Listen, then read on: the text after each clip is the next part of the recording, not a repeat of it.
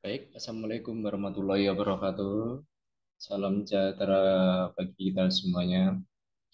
Jumpa lagi dengan saya, Pak Mukhtar, di perkuliahan Praktikum Statistika. Untuk minggu ini, kita sudah memasuki pertemuan ke-11. Ya, terpaksa ya untuk pertemuan ke-11 ini kita menggunakan metode online.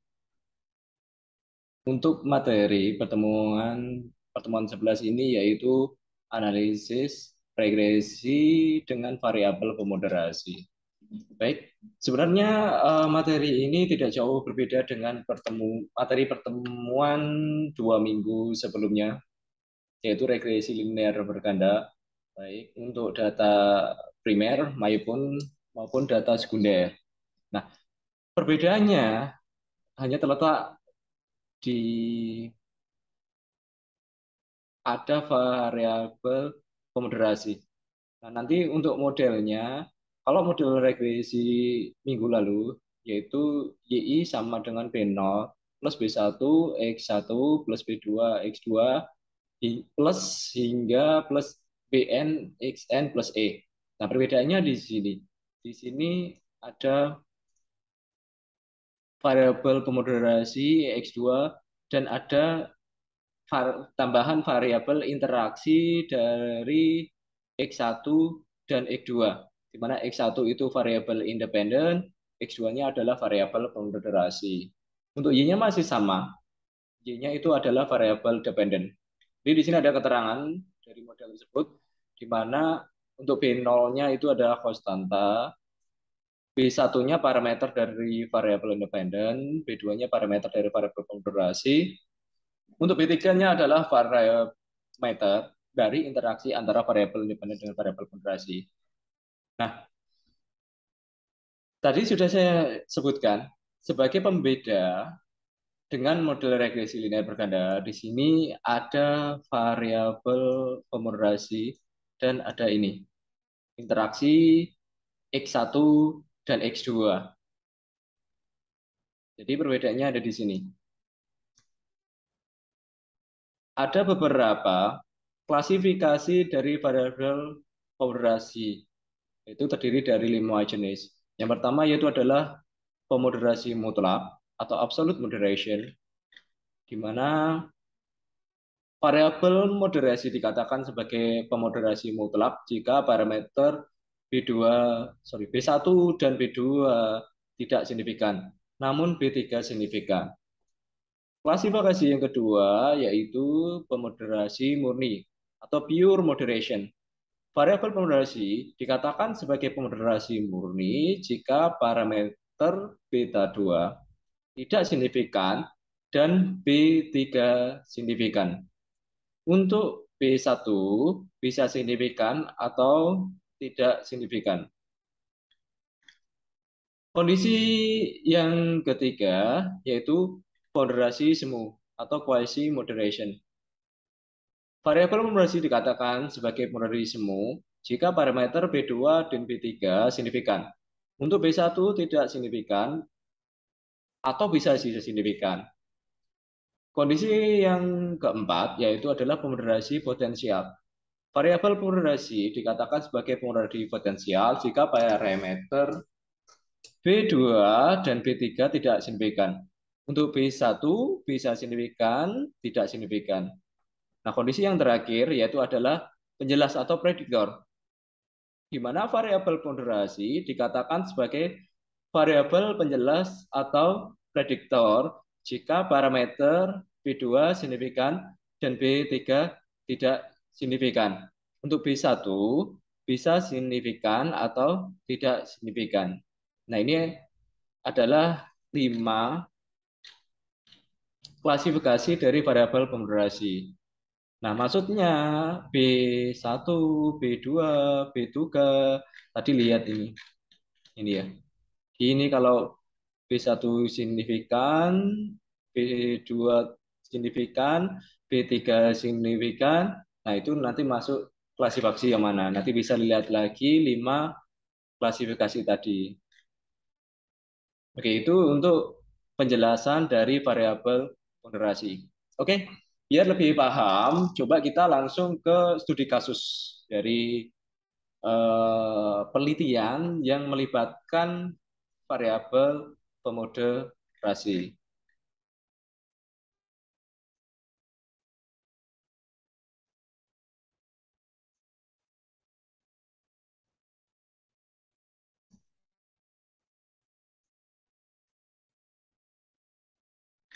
Ini adalah kerangka pemikiran penelitian, di mana ada dua variabel independen, yaitu der sama ROA. Dan ada satu variabel pemoderasi, yaitu CSR, dan ada satu variabel dependennya, yaitu PBV. Ini independen, pemoderasi, ini adalah dependennya. Adapun hipotesis untuk contoh studi kasus ini yaitu H1-nya ROA berpengaruh signifikan dan positif terhadap PBV. Ini. DER berpengaruh signifikan dan positif terhadap PBV. Hipotesis ketiga yaitu CSR berpengaruh signifikan dan positif terhadap PBV. Hipotesis keempat, CSR memoderasi pengaruh ROA terhadap PBV. Hipotesis kelima yaitu CSR memoderasi pengaruh DER terhadap PBV. Oke, ini adalah data penelitian.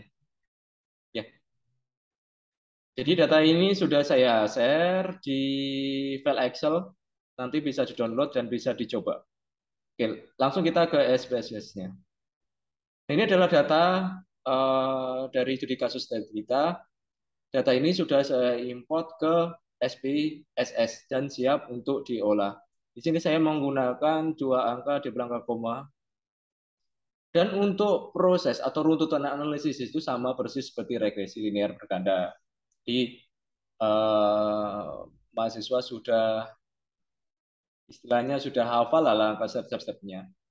Begitu juga untuk asumsi, asumsi yang perlu diperhatikan kurang lebih sama seperti punyanya regresi linear berganda.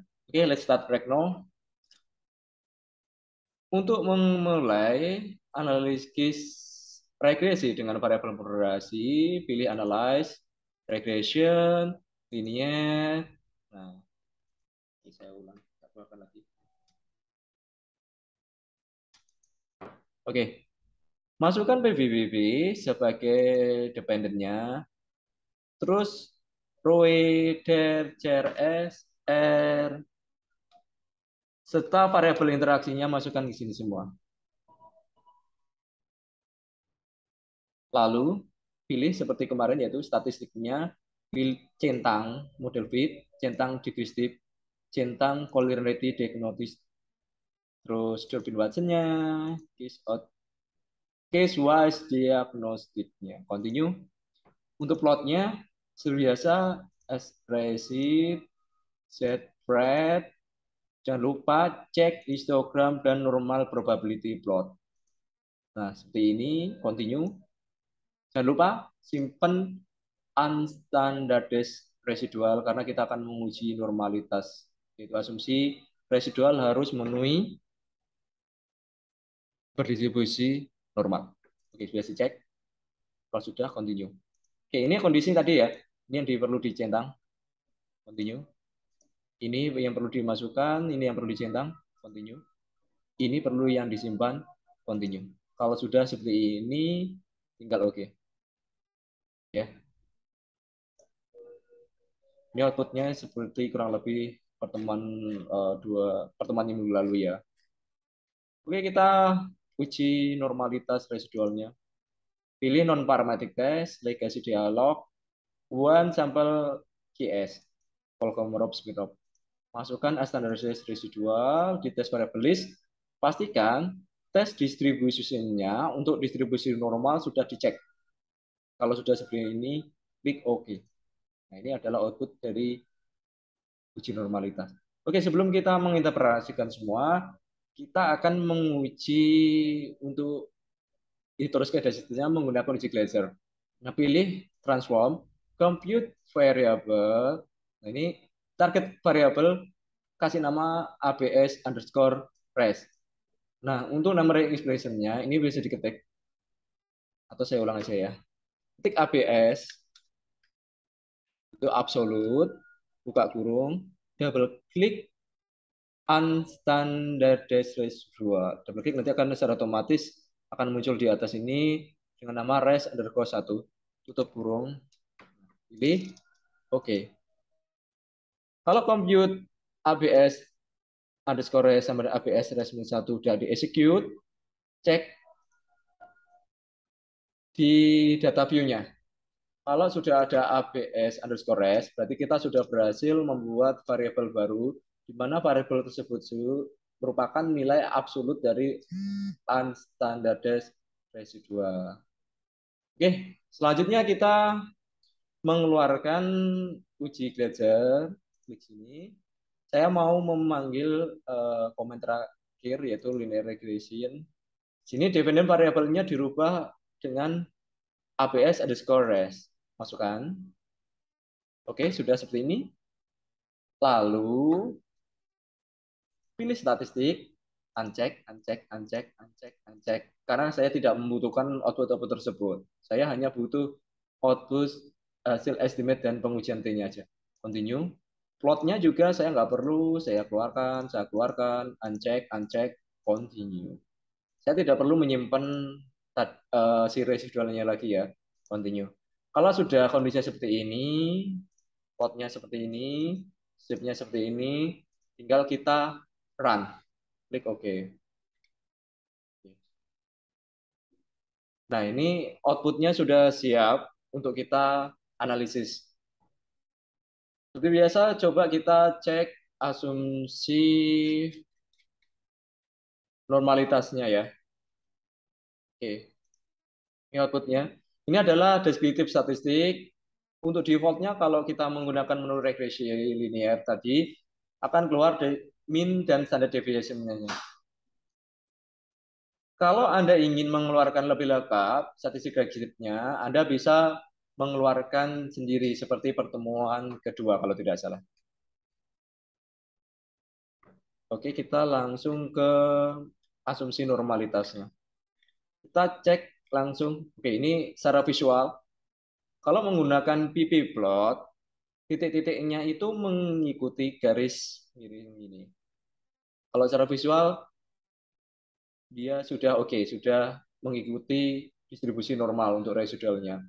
Nah, supaya untuk meyakinkan, coba kita gunakan uji Kokomorov-Smirnov. Nah, ini hasilnya. Nilai signya lebih besar dari 0,05, ya kan? 0,173. Berarti dia sudah memenuhi atau sudah berdistribusi normal. Oke, asumsi klasik yang pertama lolos. Oke, selanjutnya kita cek multikoloritas dulu ya. Oke, coba lihat di uji T. Nah, di sini ada nilai VIF dan tolerance. Jadi, seperti kemarin, dikatakan bebas dari kasus multiko apabila nilai VIF-nya lebih besar dari 10, VIF-nya kurang dari 10, nilai toleransinya lebih besar dari 0,1. Nah, kalau dilihat semua variabel yang di sini row sampai interaksinya dia tidak ada yang melanggar. Sehingga untuk kasus ini dia sudah bebas dari kasus multikolorialitas. Oke, selanjutnya yaitu uji autokorelasi. Di sini saya menggunakan uji Durbin-Watson. Untuk nilai Durbin-Watsonnya diperoleh 1,797. Nah, untuk mengeceknya saya akan menggunakan kriteria apabila dia sudah bebas dari kasus asekorelasi, nilai Durbin-nya itu terletak antara DU hingga 4 min DU.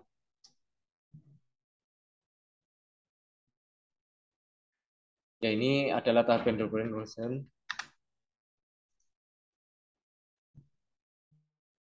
Ya, cek lagi Tadi ada, oke, K itu. Nah, di sini tadi ada satu, dua, tiga, empat, lima. Jadi ada K-nya 5. Terus bentar.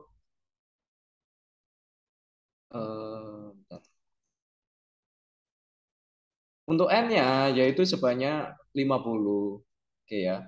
Kalau N-nya sebanyak 50, maka kita lihat di sini K-nya 5, terus N-nya 50 ini. Nah, nilai DU-nya 1,7709. Jadi nanti bisa dicek sendiri.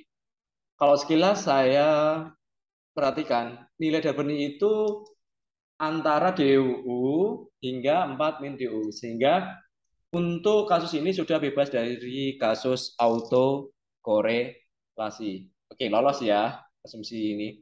Oke, selanjutnya yaitu asumsi heteroskedasitas. Kita bisa menggunakan scatter plot ini. Kalau dilihat dari scatter plot ini, dia tidak membentuk suatu pola tertentu. Sehingga dapat saya simpulkan dia sudah bebas dari kasus heteroskedasitas. Oke, kalau kita kurang yakin, kita gunakan uji si Gletser tadi. Kita sudah execute ya.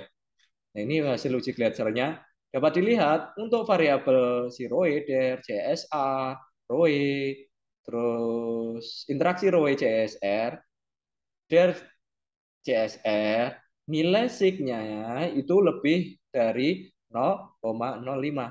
Oke, beres ya. Karena dia nilai lisiknya lebih besar dari 0,05, dia lulus untuk uji heteroskedasitasnya. Dapat dikatakan bahwa kasus ini tidak dapat kasus heteroskedasitas. Oke, kita naik lagi. Di sini ada koefisien determinasi atau R-square. Nilainya 0,81,3 atau 81,3%. Artinya, variabel independen pada penelitian ini dapat menjelaskan si PBVV itu sebesar 81,3%. Sisanya 100% dikurangi 81,3% dijelaskan oleh variabel independen lainnya yang tidak ada di pada model ini. Oke, move selanjutnya ke uji F. Nah, pas uji F-nya di bawahnya di R square ini. Oke, kita lihat nilai signya yaitu 0,0000. Artinya apa? Artinya nilai sig itu kurang dari 0,05. Sehingga dapat dikatakan bahwa si variabel independen maupun si pemoderator interaksinya itu secara simultan berpengaruh terhadap PBV. Oke, ya, dapat ditangkap ya. Oke, selanjutnya kita ke uji T. Nah, ini tadi sudah sempat kita buka ya pas kita melihat multi koordinataritasnya. Kalau dilihat dari hasil uji T-nya, ini nilai signya itu menunjukkan apakah si variabel independen, pemoderator atau interaksinya itu berpengaruh signifikan atau tidak. Sedangkan unstandard coefficient B itu menunjukkan arahnya apakah dia berpengaruh positif atau negatif. Ya, kalau dilihat dari sekilas yang berpengaruh signifikan itu CSR sama interaksi Roe CSR. Oke, kita lihat hipotesa penelitian tadi. Kita buka lagi ya.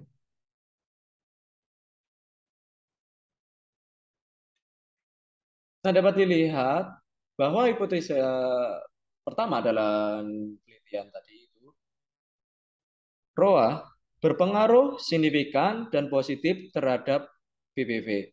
Iya, kita lihat hasil pengujian ROA-nya. Oke, saya minus. Di sini saya pakai ROE ya nama variabelnya.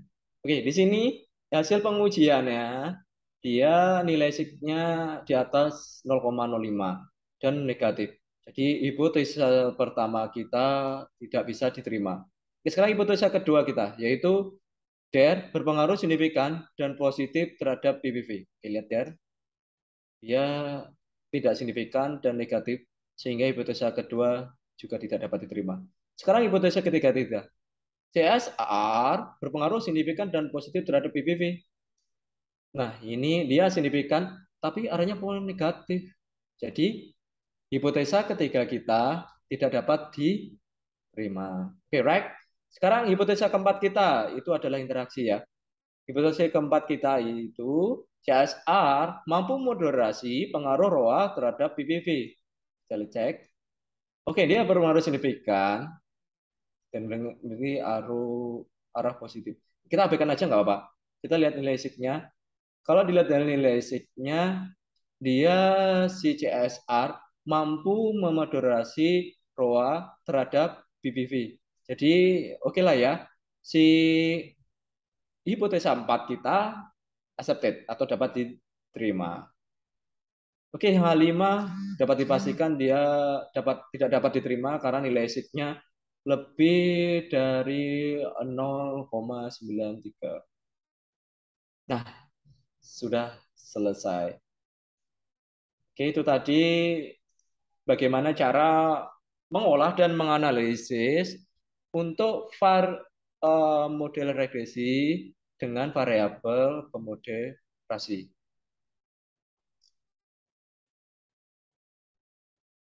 Oke, ini adalah data tadi, latihan tadi. Nah, di sini ada satu data lagi, yaitu latihan soal. Data ini dikerjakan oleh mahasiswa mengikuti petunjuk dari video yang saya buat ini. Step-stepnya, cara analisisnya. Nah, ini untuk apa namanya? Oke, saya buka aja. Untuk hipotesanya bisa dicek di soal latihan. Nah, ini. Lakukan analisis regresi untuk mengetahui pengaruh Rowe terhadap Tobinski. Ujilah apakah DR dapat moderasi pengaruh dari Rowe terhadap Tobinski. Oke, silakan ya. Bisa dikerjakan. Ini datanya. Nanti datanya saya share. Oke, saya rasa cukup untuk pertemuan 11 ini. Untuk pertemuan selanjutnya yaitu adalah analisis regresi dengan variabel intervening. Apa itu? Nah, nanti ya saya jelaskan. Oke, terima kasih atas waktunya sudah menyimak video materi pertemuan 11 ini. Apabila ada pertanyaan, nanti bisa tanya di WA ya. Oke, terima kasih. Eh, Sampai berjumpa di pertemuan selanjutnya. Assalamualaikum warahmatullahi wabarakatuh.